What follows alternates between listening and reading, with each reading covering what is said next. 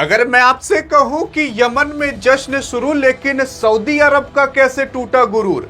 अरे यमन ने ही सऊदी अरब का वो गुरूर तोड़ दिया है जिस गुरूर में रहता था कि हमारा तो कोई कुछ नहीं कर सकता।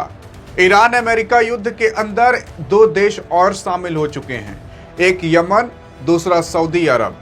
यमन सऊदी अरब पर अटैक कर रहा है, सऊदी अरब यमन पर अटैक कर रहा है। एक युद्ध वापस से चालू होने वाला है। सवाल ये उठता है कि आखिरकार कहां पर हो रहा है, कैसे हो रहा है और कौन किस पर अटैक कर रहा है और कौन किसकी साइड है। अरे यमन अमेरिका की साइड है कि ईरान की साइड है? सऊदी अरब ईरान की साइड है कि अमेरिका की साइड है? ये जब सब कुछ पता चलेगा तो आप खुद कहोगे कि बाप रे बाप, ये युद्ध इतने बड़े स्तर तक चला जाएगा, कोई सोचा भी नहीं था। यार सबसे पहले चीज देखते हैं, ये जो आप वीडियोस देख रहे हो ना, ये वीडियोस यमन की हैं। वहां दीपावली नहीं मनाई जा रही, बल्कि वहां पर जश्न मनाया जा रहा है। जश्न इसलिए मनाया जा रहा है क्योंकि यमन ने हाल फिलहाल सऊदी अरब पर अटैक किया और सऊदी अरब के ऑयल फैसिलिटी को उड़ा दिया, सऊदी अरब के एयरपोर्ट को उड़ा दिया। अभी मैं दिखाता हूं कहां पर उड़ाया है, लेकिन उससे पहले देख सकते हो कि यमन के अंदर हाल फिलहाल जश्न को सेलिब्रेट किया जा रहा है क्योंकि सऊदी अरब का गुरूर तोड़ा गया। लेकिन आप सोच रहे हो कि गुरूर तोड़ा गया, अरे क्यों गुरूर तोड़ा गया?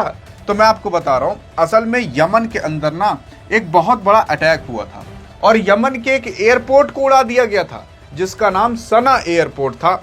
अब ये सना एयरपोर्ट है कहां, कैसे दिखता है, इसके बारे में अभी डिटेल में चर्चा करते हैं। लेकिन आप खुद देख सकते हो कि सना एयरपोर्ट पर काफी तगड़ा एग्रेशन दिखाया गया था और उड़ा दिया गया था। लेकिन उसी का बदला लेने के लिए यहां पर यमन के लोग कहे कि हमें बदला चाहिए, तो यमन के अंदर जो हूती विद्रोही हैं उन्होंने सऊदी अरब पर अटैक कर दिया।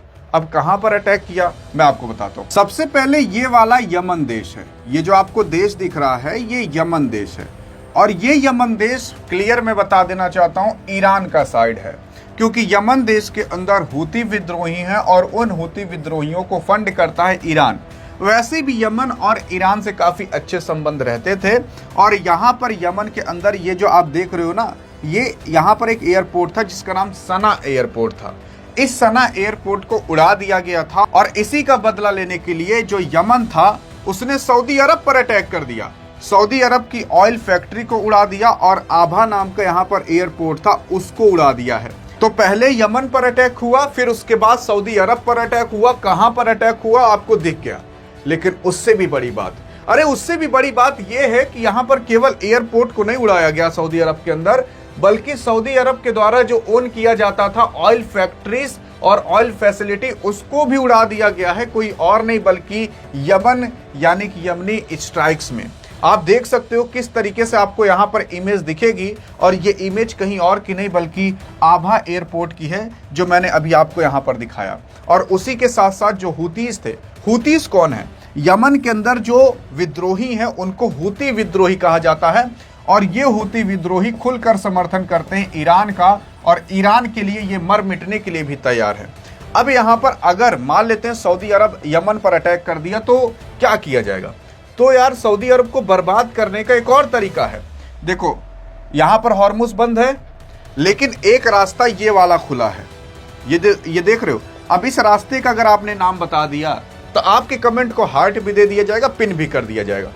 यहां से दुनिया का 12 से 15% का ट्रेड होता है और यहां से ही आप यूरोप भी जा सकते हो। यहीं से देखो कि इजराइल मिल जाता है। तो यहां से भी जो सऊदी अरब है ना, वो अपने काफ़ी सारे ऑयल्स के रिजर्व्स और बाकी तमाम फैक्ट्रियां यहाँ पर भी बैठा कर रखा है। तो अगर वो यहाँ से नहीं बेच पाता स्टेट ऑफ हॉर्मुज से, तो यहाँ से वो बेच लेता है। अगर यमन से ज़्यादा झगड़ा हुआ तो यहाँ पर 2-4 ठो गोला बारूद लाकर यमन दाग देगा और ये रास्ता हो जाएगा बंद। अब क्लियर आप देख सकते हो कौन सा रास्ता, ये वाला रास्ता बहुत सकरा रास्ता है, स्टेट ऑफ हॉर्मुज से भी ये पतला रास्ता है। तो ये रास्ता अगर 2-4 ठो गोला बारूद दाग दिया गया, ये रास्ता हो जाएगा बंद। तो यार यहाँ पर हो जाएगा सऊदी अरब में गंद। अरे मतलब सऊदी अरब नहीं कर पाएगा कुछ, तो मतलब सऊदी अरब का इधर से भी रास्ता बंद हो गया, सऊदी अरब का इधर से भी रास्ता बंद हो गया। इसलिए सऊदी अरब केवल बोलेगा लेकिन वो एक्शन कोई लेगा नहीं, क्योंकि उसको पता है कि ये तो हूती लोग हैं यमन के अंदर।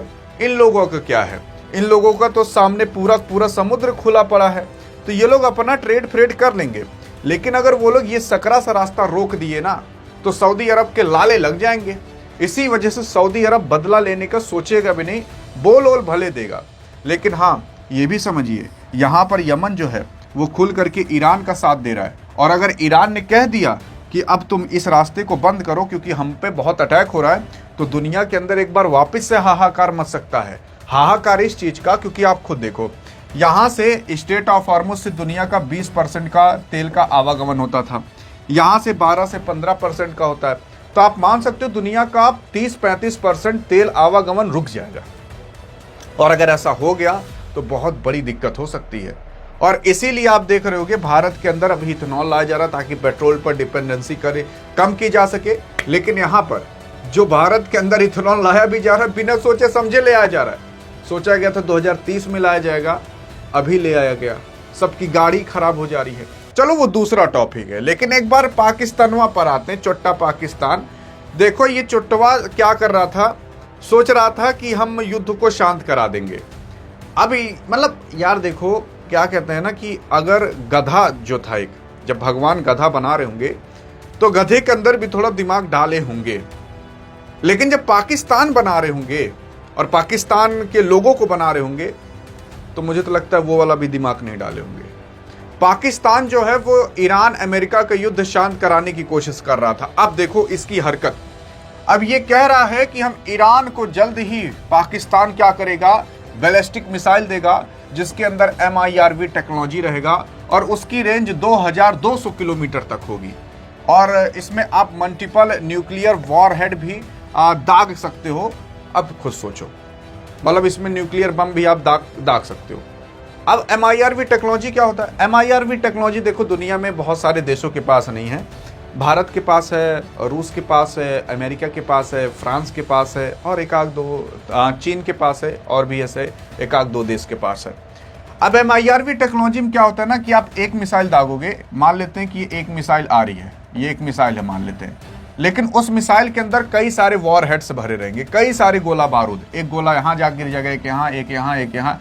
इसे MIRV टेक्नोलॉजी कहा जाता है। मल्टीपल्स वॉर हेड आपको इसमें देखने को मिलेंगे, मल्टीपल्स परमाणु बम भी आप इसमें डाल सकते हो।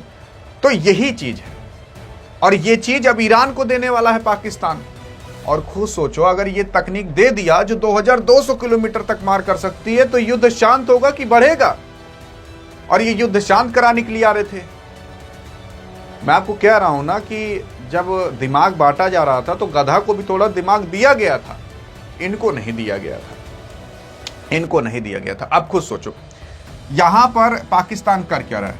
पाकिस्तान का दोस्त है ईरान, पाकिस्तान का दोस्त सऊदी अरब भी है। अब क्या है कि पाकिस्तान अगर ईरान को ये वाली मिसाइल देगा तो सिंपल सी बात है, सऊदी अरब गुस्सा आ जाएगा, अमेरिका गुस्सा आ जाएगा। तो इसके दिमाग ही नहीं है और यही सच्चाई है। अब मतलब युद्ध को शांत कराना चाहिए, मिसाइल बांट रहे हैं जाकर, ये कौन सी बात होती है? बाकी अब आप बताइएगा ये युद्ध अब किस मोड़ पर जाकर रुकेगा। देखते हैं आप क्या बताते हो। अधिक जानकारी चाहिए तो इस वीडियो में मिलते हैं, तब तक के लिए जय हिंद, जय भारत।